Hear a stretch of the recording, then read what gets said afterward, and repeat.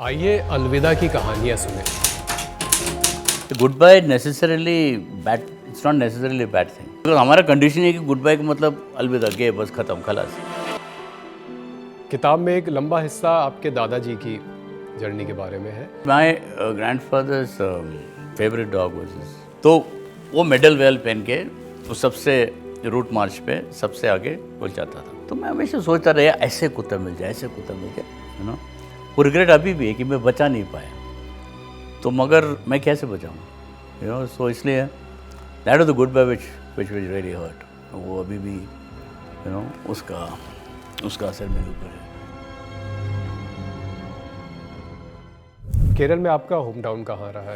पालक्कड़ हमारे ज़मीन के बिल्कुल बॉर्डर करते हुए तब पापनाशनी करके रिवर था, और मेरी दिमाग और मेरी आत्मा में वो कनेक्टेड है। वो जब जाता है उसका कोई रिप्लेसमेंट नहीं होता। No, that is a goodbye which is a heartbreak. इस व्यक्ति की बात यहाँ हो रही है, वो ऋषिकेश में आए हुए थे, उनकी बेटी ख़त्म हो गई थी, और जब ये सारी अस्थियाँ प्रवाहित हो जाएंगी, जब नहीं बचेगी मेरे कलिश में मेरी बेटी की अस्थि, खुद को भी गंगा में ही प्रवाहित कर दूंगा और इस तरह से मैं दोबारा अपनी बेटी से मिल लूँगा। ये भी अलविदा का है। ये एक बहुत ही पीड़ादायक लेकिन एक स्वरूप तो ये भी है।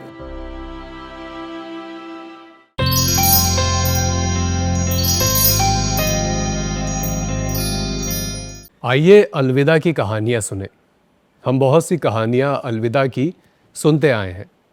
जाना हिंदी की सबसे खौफनाक क्रिया है से लेकर life is an act of letting go तक तमाम सारी कहानियाँ सुनी हैं। आज कुछ कहानियाँ अपने जिए हुए किस्सों के आधार से सुनेंगे। कहानियाँ अलविदा की ही होंगी, गुड बाइज़ की कहानियाँ, जो लिपटी हैं कभी गिल्ट में, कभी फियर में, कभी प्रेम में, लव में, कभी लॉस में। इन अलग अलग भाव में, अलग अलग इमोशंस में लिपटी हुई ये अलविदा की ही कहानियाँ हैं, और इन कहानियों पर हम बात करेंगे इस किताब के माध्यम से, the little book of goodbyes, जिसे लिखा है रविशंकर जी ने।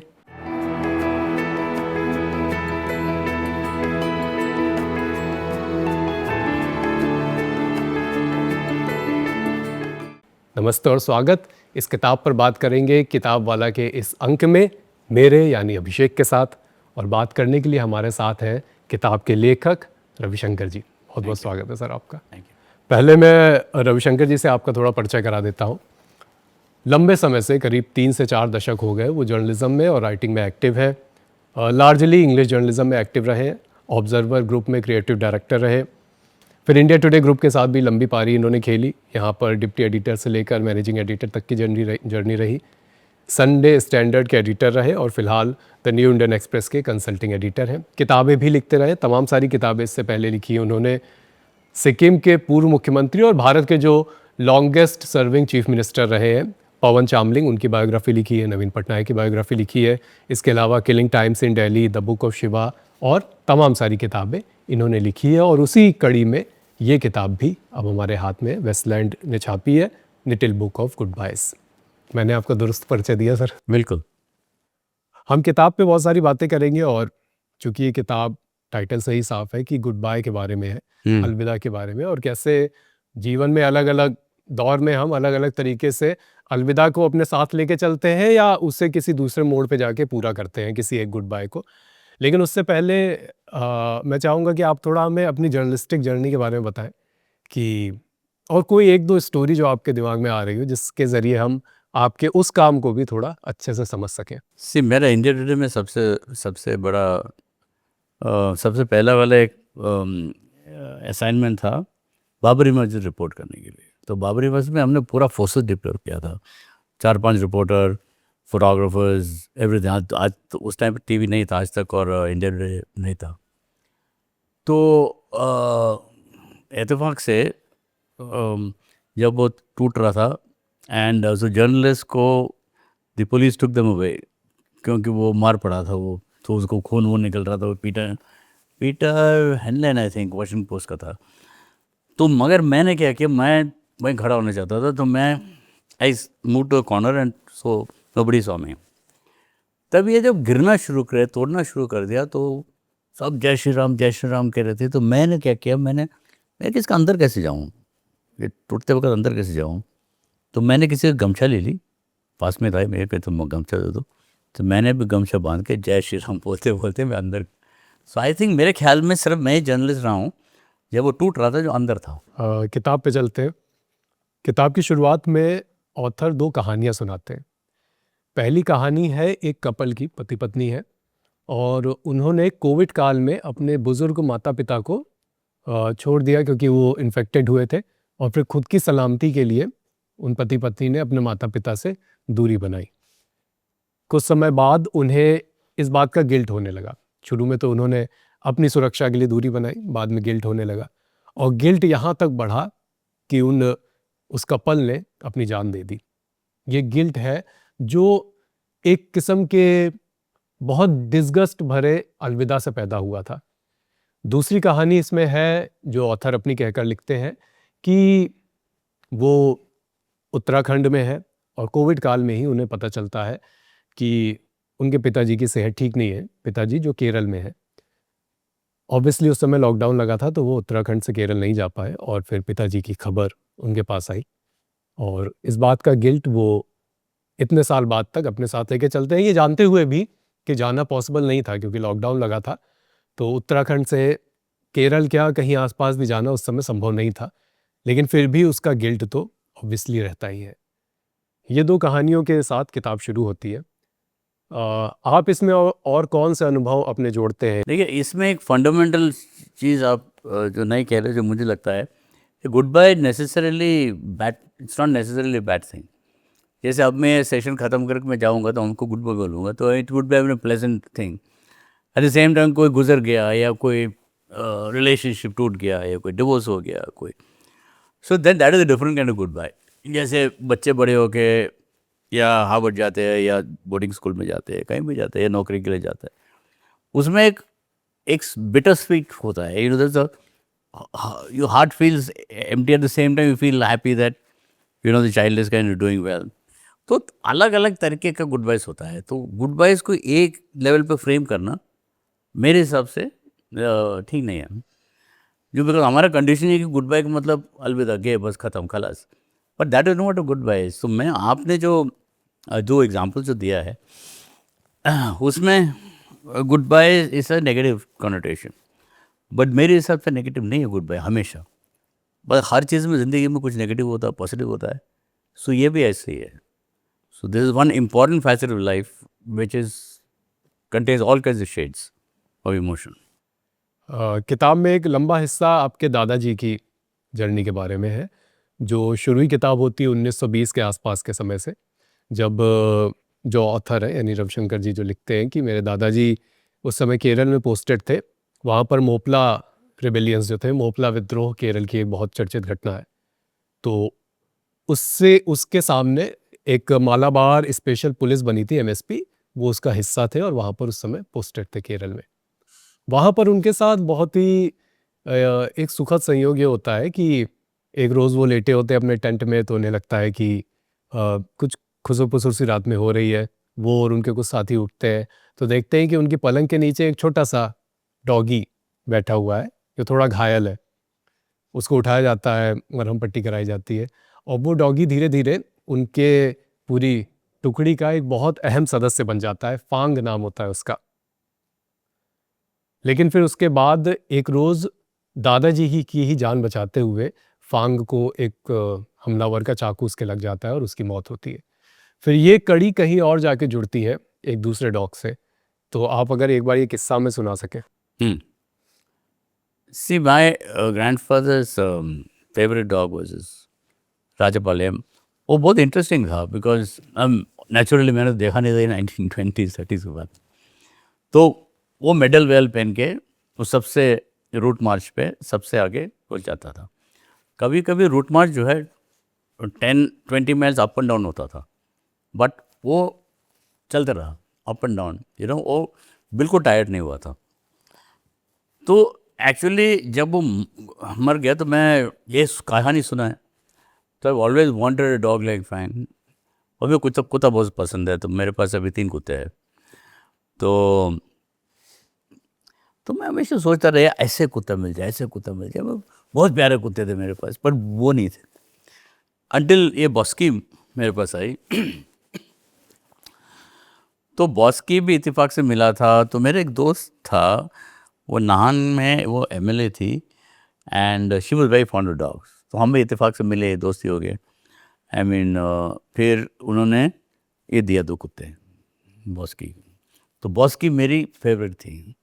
तो अभी बीमार होता था, जैसे मैं ग्रैंडफादर जब बीमार होता था, ग्रैंड माई मदर इससे कि वो बेड के नीचे से उनका बाहर नहीं निकलता था डॉग।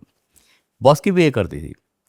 जब भी मैं बीमार होता था और मैं आई वाज इल और सिक और समथिंग, मैं बेड में आई वाज इन बेड, ये नीचे जाएगी, बाहर पानी तक पीने के लिए बाहर नहीं आती थी।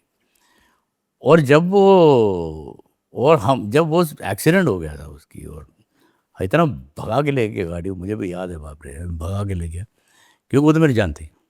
तो फिर आई डोंट थिंक, मैं बहुत कम लोगों से प्यार करता हूँ, पसंद है कुछ लोग, मगर मेरे ख्याल में जितना भी मेरे टॉप लिस्ट में जो लोग मैं प्यार करता हूँ उसमें से ये भी है। तो इसके लिए ये मेरे लिए डॉग नहीं है, तो वो कुछ अलग चीज़ है।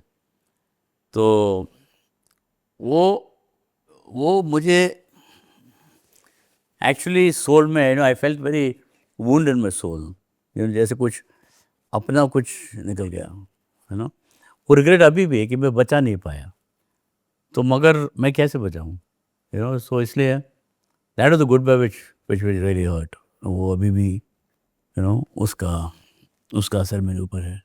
और ये भी बड़ा रोचक किस्सा किताब में दर्ज है कि ऑथर जो है वो अपने उनके दादाजी के पास केरल में 1920 के अल्ले पल्ले जो डॉग था, फांग फांग या फैंग पैंग। फैंग। तो फैंग की कहानियाँ ऑथर ने अपने दादाजी से सुनी कि बड़ा अच्छा और बिल्कुल तेज़ तर्रार हमारा फैंग था और हमारी टुकड़ी में भी शामिल रहता था, हमारे साथ कदम ताल करता था। फिर एक दिन एक हमला हुआ और उसमें फैंग आ गया अपने ओनर को बचाने, यानी दादाजी को बचाने, और हमलावर का चाकू फैंग को लगा, फैंग बच नहीं सका। ये सारी कहानियाँ ऑथर ने अपने दादाजी से सुनी और फिर जैसा कि रविशंकर जी ने बताया कि एक डॉग लाया गया, बॉस्की। बड़ा दुखद संयोग ये रहा कि बॉस्की भी अपने ओनर को सेव करने के प्रयास में ही अपनी जान गंवा देता है। एक रोड एक्सीडेंट में वो आता है और अपने ओनर को धक्का देता है, और लेकिन खुद नहीं बच पाता है। एक्सीडेंट होता है, फिर उसका ट्रीटमेंट होता है। ट्रीटमेंट के समय उसके बॉडी के एक हिस्से को शेव किया जाता है, तो वहाँ पर एक निशान सा दिखता है जो किसी आप करेक्ट, बताएं, एब्सोल्युटली। आप बताइए, आप कंटिन्यू करिए। नहीं, इट वाज वेरी स्ट्रेंज, क्योंकि जहाँ पे फैंग को मुझे एग्जैक्टली ग्रैंडफादर ने थोड़ी बताया, मुझे यहाँ लगा नहीं। तो ये बॉस्की को जब ले गई थी, वो शेव करना पड़ा ना, बिकॉज वहाँ पे जो भी इंजेक्शन जो भी वो लगाना था, तब वहाँ पे एक मार्क देखा, जैसे जैसे कोई स्टैब वुंड का मार्क जैसे था। और वहाँ पे मार्क आने के मतलब ही नहीं होता, क्योंकि वो तो कभी चोट तो लगी नहीं थी उसको। अभी मुझे नहीं पता कि कुत्तों का ऐसे स्कार्स है, मैंने कभी देखा नहीं है, क्योंकि मुझे कुत्ते काफ़ी पले। तो मुझे बहुत अजीब लगा कि Karma is a very strange thing. बहुत अजीब चीज़ है कि वो हमेशा आपका दरवाजे पे आके खटखटाएगा। I mean it is impossible, ये नहीं होता।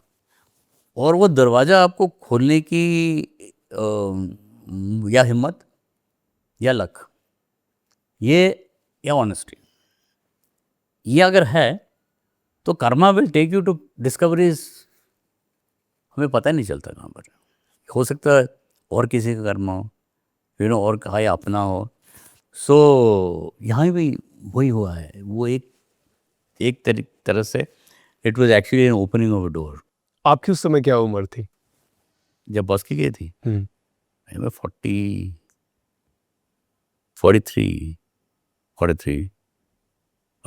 43 थे मेरे ख्याल में। क्या रिएक्शन था आपका वो बॉस्की के शरीर पे वो घाव का निशान देखकर? पहले कुछ था नहीं, पहले कुछ कोई रैश नहीं था। फिर बाद में मुझे वो जो और माई ग्रैंडफादर टोल्ड मी, वो मुझे याद आया। तब मुझे लगा कि हो सकता है, हो सकता नहीं है। That's what I thought.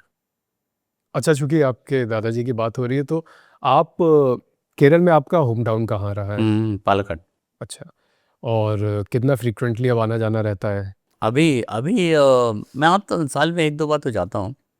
वहाँ पे मेरे ब्रदर भाई है और नीस है, सिस्टर इन लॉ है, वहाँ तो कोई रहता नहीं है। क्योंकि हमारा जो भी है घर वगैरह जो पुराने घरें थे और ज़मीन वगैरह थे, वो सब बेचना पड़ा because of the the labour atmosphere of that time, you know.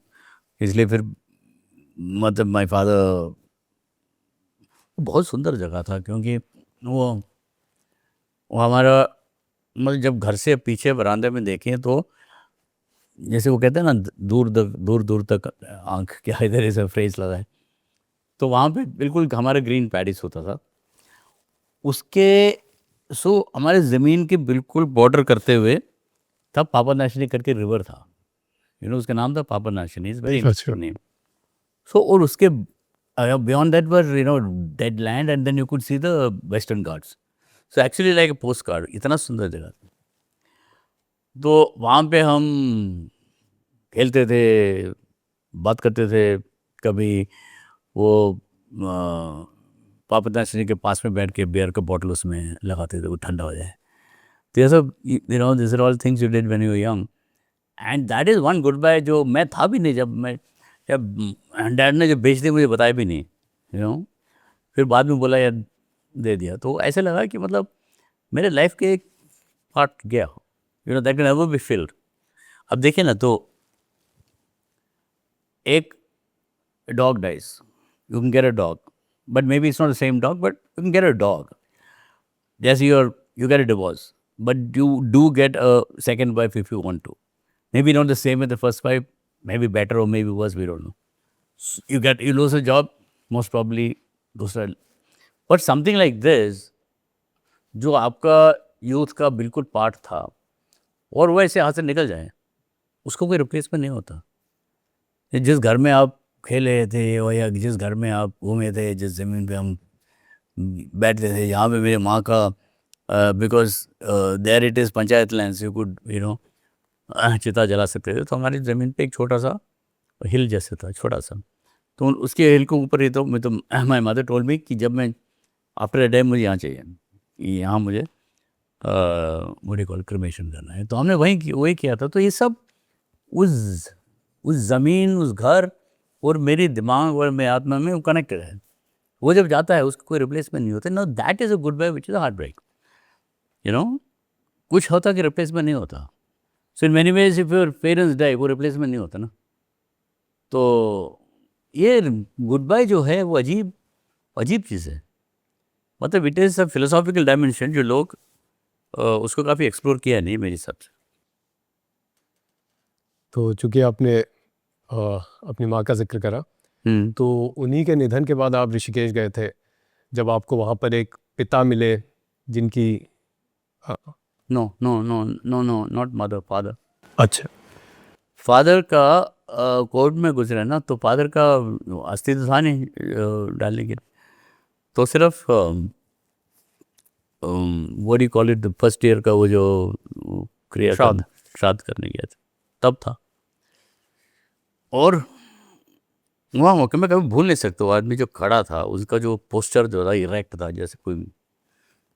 तो बाद में फिर मैंने सोचा कि ग्रीफ जो है इंसान के शरीर पे, फेस पे अजीब अजीब तरीक़ा से इट इम्पैक्ट्स।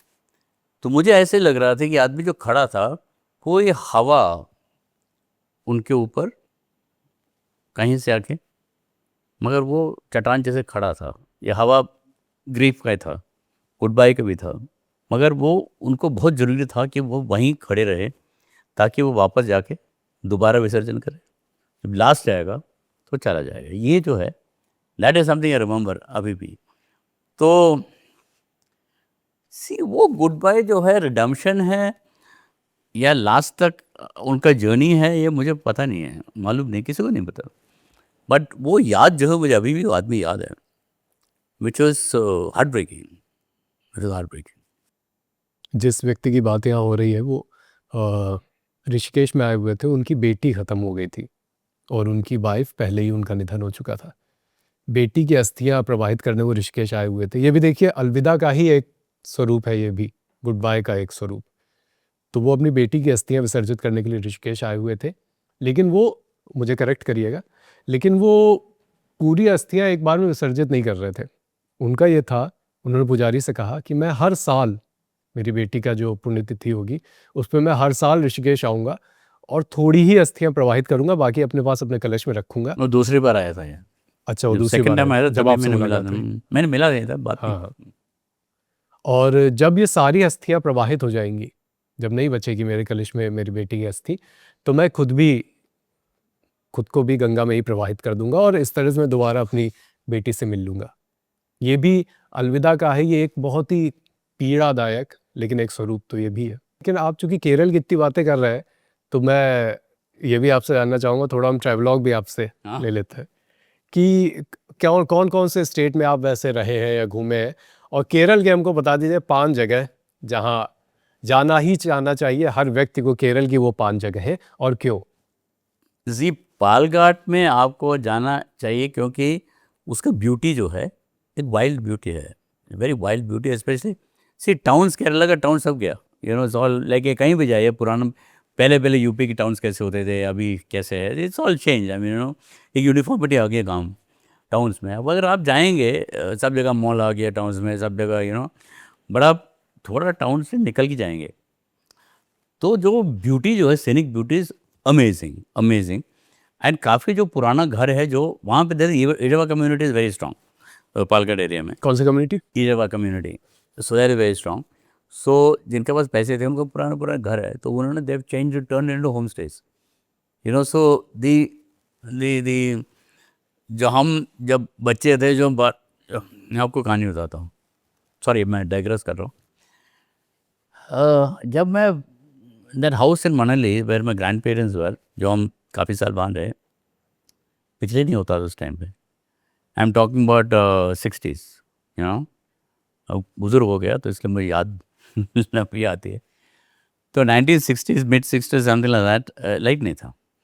हम क्या करते थे, माई ग्रैंड फादर, वो लैंटर्न नहीं होता, स्टॉर्म लैंटर्न, क्या बोलते हैं, रांदल लालटेन। बोलते हैं, लालटेन। लैंटर्न 5-10 ऐसे पूरा टंगते थे राफ्टर्स पे, तो पूरा रोशनी का एक, it used to kind of, you know, form a circle in that. So आज तो how मैजिक नहीं है, बट पुणे में नीचे हो सकता है, but you should go to Palghat and Idukki, really beautiful places. Obviously anywhere by the beach. आप मेरे ख्याल में कोवलम अवॉइड कर लीजिएगा, Marari area, but there are certain places which are nice, you know, but like private beaches and all. Then North Kerala, you know, Talasheri and Kannur and all that, it's awesome.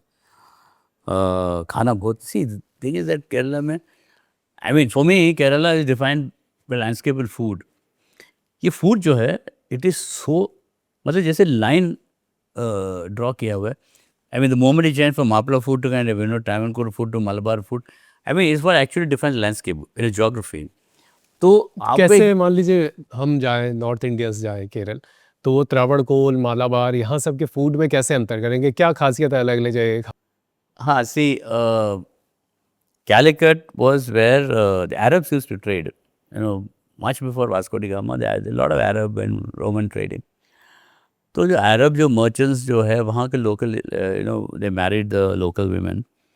तो जो खाने की fusion था उस time पे, आजकल fusion कहते हैं, उस time with a combination of Arab food and Malayali food. So spices were very important. I mean, at that time, spices, उस ज़माने में spices were more precious than gold, because in grow international markets there, international Italy में वगैरह वगैरह, जो gold was cheaper than, you know, than spices. Spices. तो spices का क्या है, टेस्ट से ज़्यादा खुशबू था, you know, टेस्ट जैसे ज़ाफ़रान का है, जैसे कार्डमम का है, वो टेस्ट बहुत, यू नो, वेरी सटल होता है, प्रॉपरली अगर बनाए तो। The Mappila food is actually a combination of Arab and Kerala cuisine, and उसमें जो खुशबू जो आता है उसमें मिर्च नहीं है। So anybody who doesn't like मिर्च and is a non vegetarian, उसमें वेजिटेरियन बहुत कम है खाना। मेरे को उसमें क्या है, morning itself starts with, you know, fish biryanis and, you know, stuff like that. So that is one place where I would advise if you're a non-vegetarian and you want to eat really sophisticated food. That's the place to go to. That is North Kerala. Especially you go to Talisheri, you go to Kannur, you go to Calicut. I mean, it's superb. In fact, the famous Kozhikode biryani also is a kind of part of that Mofla thing. Then you come down towards that Palakkad area and all that, food gets spicy. So, आप जैसे Palakkad हो गया, then you also come to Trichur. Though, and also the Christian part is different. I mean, the Syrian Christians, same thing like merchants from Syria came in, they brought their own, वो उन्होंने अपना flavor लेके आए. तो वहाँ पे spicy. I mean, I really like it, but बहुत spicy है. और I don't think North Indians can really take that kind of spice. और beef बहुत popular है. And same in Talisheri. Now you come down to Trivandrum area, में, there is that, as they call it, it's very Brahminical kind of food, you know. बहुत सात्विक है. इस पर घरों की बात कर रहा हूँ, रेस्टोरेंट्स में चेंज है ये. बहुत सात्विक है, वेरी सात्विक खाना है वहाँ पे कंपेयर टू बाकी तो जो है.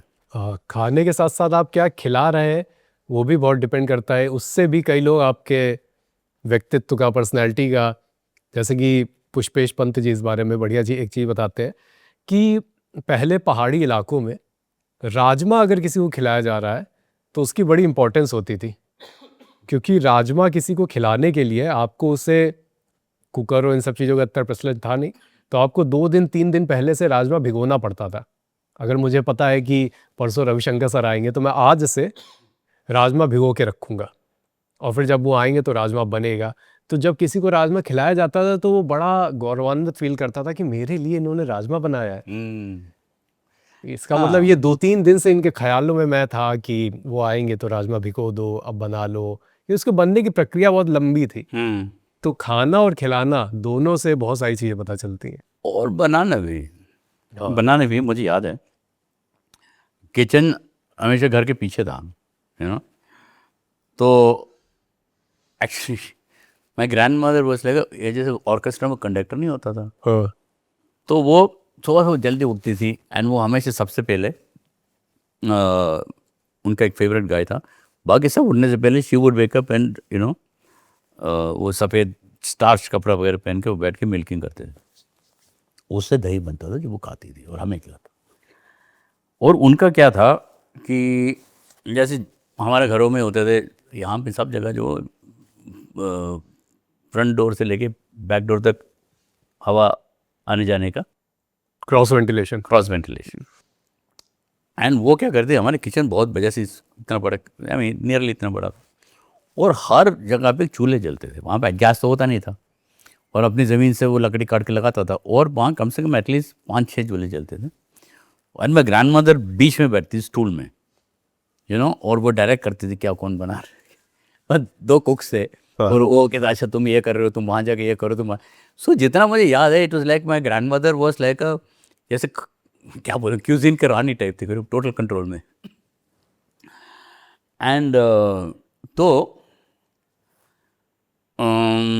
जो एक, जब रेफ्रिजरेटर से पहले एक चीज़ होता तो उरी करता था उसको, वो एक स्ट्रिंग का वो जो उससे बनाता था, वो जैसे धागा नहीं, वो क्या बोलते हैं, रोप से, यू नो, वो बनाता था जिसकी चिक वगैरह बनती है जिस चीज़ की. नहीं वो नॉर्मल खस, नहीं नॉर्मल, उससे वो ऐसे बास्केट जैसे होता था वो. अच्छा, खुला वाला, जैसे वो हैमक का, वो नहीं हैमक का, हैमक. तो उसमें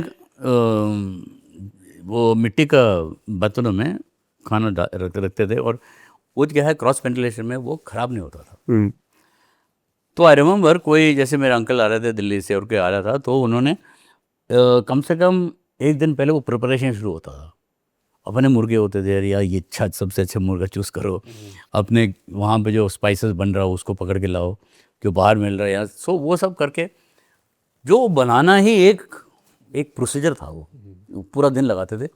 फिर वो उरी में लगते थे, 2 दिन पड़े रहते थे, नो प्रॉब्लम. आजकल उरी तो मैंने देखा ही नहीं है, मतलब वो केरला में ऐसे विलेज मुझे नहीं पता, बट वो Uri, because everybody is refrigerator, कोई ज़रूरत नहीं है. So that was something special. या फिर हमारा जो सद्या होते थे, विच इज़ मल्टीपल, आपको पता है बहुत ज़्यादा lot of items would be put on that banana leaf, उस पर लगाते थे. सो वो सद्या हमेशा एक that was something which to look forward. वो स्पेशल टाइम से बनते थे, जो विशु हो गया, ओणम हो गया, या किसी का जन्मदिन है, शादी है, समथिंग लाइक दैट. तो उसके लिए यू कुड लुक फॉरवर्ड, ठीक है यार, आज अवियल बनेगा या आज यह मिलेगा, 3-4 चीज़ मिल के मिलेगा. सो ऐसे स्पेशल करके अपने लिए स्पेशल होते थे, मेहमानों के लिए भी होते थे. ये सारी इतनी सारी बातें हम लोग ने इसलिए की, जैसे मैं भी केरल जाने के लिए, वहाँ केरल को समझने के लिए थोड़ा मोटिवेट हो सकूं, और आप लोग भी. तो वो केरल मैं ज़रूर. बता दूँगा कहाँ कहाँ जाना है. हाँ बताइए. मैं स्पॉट बता सकता हूँ. हम्म. सी, एक जगह है कॉल्ड फिलिप कुटीज आइलैंड. फिलिप कुटी आइलैंड. हाँ, ये फिलिप कुटी क्या होता था, फिलिप कुटी एक मजदूर था, मजदूर क्रिश्चियन था, जो रबर एस्टेट में काम करने के लिए बुलाए हो गए एस्टेट ओनर से. तो उन्होंने सोचा कि अपने लिए एक जगह होना चाहिए. तो पैसा तो था नहीं, वो लेबरर था. वो एक दो दोस्तों को मिल के उन्होंने क्या किया, वो नाव में मिट्टी भर के सबसे अच्छा शैलो जगह पे, जहाँ पे ज़्यादा, वो जहाँ पे नदी और रिवर मिलता था उसके पास में था, वो मिट्टी डालना शुरू किया. 4-5 साल से मिट्टी डाल के आइलैंड बना दिया. अच्छा. यू नो, एक मेरे ख्याल में उनका walking thing itself is 1-1.5 kilometre है अराउंड द थिंग. वहाँ आप जाइएगा, वहाँ पे ये केरला का वो बोट्स होता है, हाउस बोट्स, वो वहाँ आता है, रुकता है. तो फिर आप वहाँ पर एक पिट स्टॉप जैसे होता है खाना वाना खाने के लिए, तो वहाँ आप जरूर जाइएगा. So that is one thing I would recommend. और भी बहुत है, बट यहाँ I like this. Syrian Christian food है. आई डोंट नो, अगर वेजिटेरियन है तो फिर ठीक है. हाँ, मैं तो वेजिटेरियन हूँ सर. हाँ, तो मिल जाएगा कुछ. हाँ. अच्छा, तो आप फिलिप कुटी आइलैंड ज़रूर जाइए. अब तो टूरिज्म डेवलप हो गया होगा वहाँ सब. या बट जो वहाँ पर है, आई थिंक दे स्टिल वो थोड़ा इंटैक्ट रखा है. हाँ. मैं काफ़ी साल पहले गया था, इंटैक्ट रखा है. अच्छा, अब थोड़ा किताब पे वापस लौटते हैं. एक बड़ी दिलचस्प चीज़ मुझे इसमें लगी कि वैसे तो पूरी किताब गुड बाय पर है, अलग अलग तरीके के और जीवन के अलग अलग मोड़ पर जो गुड बाय रहे, लेकिन आखिरी में आपने इसमें कुछ छोटी छोटी कहानियों की एक सीरीज़ लिखी है, जो एक सूफी और एक नास्तिक के बीच का कम्युनिकेशन है. या तो ये आपने क्यों लिखा, पहले तो ये बताइए. सी, ये गुड बाय का कोई भाग नहीं है. ओके, मगर इसका जो बेसिकली व्हाट इज द, इसका अंडरलाइंग प्रिंसिपल है कि it is questionings to God. अब जैसे इसमें से एक मैं आपको सुना देता हूँ, छोटी सी, पर्सपेक्टिव नाम है इसका. ये एक सूफी और एक नास्तिक के बीच का कम्युनिकेशन है. सूफी जो होते हैं वो अपना हाथों के बल, यानी हाथ नीचे करके पैर ऊपर करके खड़े होते हैं, अपसाइड डाउन. तो नास्तिक वहाँ से गुजरता है, कहता है कि ये कैसे खड़े हो. तो सूफी कहता है कि कैसे क्या खड़ा हूँ, मैं खड़ा हूँ अपने हाथों के बल पैर ऊपर करके. बोले उल्टा क्यों खड़े हो. बोले मैं तो उल्टा नहीं खड़ा हूँ, तुम उल्टे खड़े हो. तो बोले कि अरे मैं अपने पैरों पे खड़ा हूँ, तुम हाथों के बल खड़े हो पैर ऊपर करके, तो तुम उल्टे नहीं खड़े हो. तो सूफी कहते हैं कि नहीं, ये तो नज़रिए का फ़र्क है. मेरे नज़रिए से देखो तो मैं सीधा खड़ा हूँ. तुम्हें किसने कहा कि पैरों पे खड़े होना ही सीधे खड़े होना होता है. तब तो वहाँ कुछ और लोग आ गए, वो भी ये सारी बातें सुनकर उन्होंने भी कहा ये सूफी क्या कर रहे हैं, तो क्यों हाथों के बल खड़े हैं. तब तक ये सब बातें हो ही रही थी, तब तक सूफी जो है अपना उछल कर वापस पैरों के बल खड़े हो जाते हैं और बोलते हैं कि अब ठीक है, अब हम सब उल्टे खड़े हैं, अब हम सब अपसाइड डाउन खड़े हैं. तो इसके ज़रिए पर्सपेक्टिव को बताने की कोशिश है. आप कंटिन्यू करिए. देखिए, दुनिया का एटीट्यूड यह है कि सब जैसे मास क्राउड का एटीट्यूड है, वो सही है, वो सही है. तो उसको कैसे बदलें कि उस उन्हीं का जो एटीट्यूड को उल्टा करें. That is only way you can do it.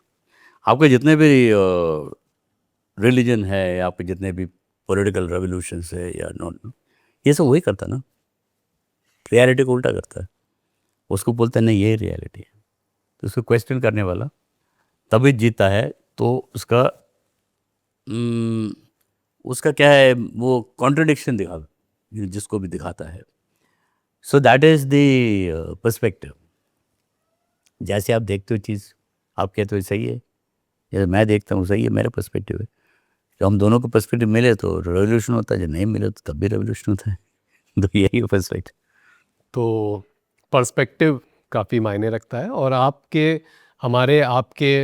ख्यालों में और हमारे आपके कोई भी किसी भी चीज़ को समझने की प्रक्रिया में खूब सारे पर्सपेक्टिव जुड़ते रहें। इसके लिए ज़रूरी होता है कि हम खूब सारी किताबें पढ़ते रहें और खूब सारे लोगों से बात करते रहें जिनके पास खूब सारे पर्सपेक्टिव हैं। जस्ट धन्यवाद। तो इसी कड़ी में आज का किताब वाला हमारा एक ईमानदार प्रयास था। आप ये किताब पढ़िए, खरीदिए, the little book of goodbyes, Ravishankar ji ने लिखी है। और आज हमने जो बात की वो तो इसका एक अंश भर है, और जल्द ही पहली फुर्सत में ही केरल घूमने का प्लान भी बना लीजिए। तब तक के लिए हमें आज्ञा दीजिए। आपने हमें समय दिया सर, बहुत बहुत शुक्रिया, और ये किताब लिखने के लिए भी शुक्रिया। Thank you. और आपसे मुलाकात होती रहेगी किताब वाला में और लल्लन टॉप के अलग अलग कार्यक्रमों में। अपना ख्याल रखिए। शुक्रिया।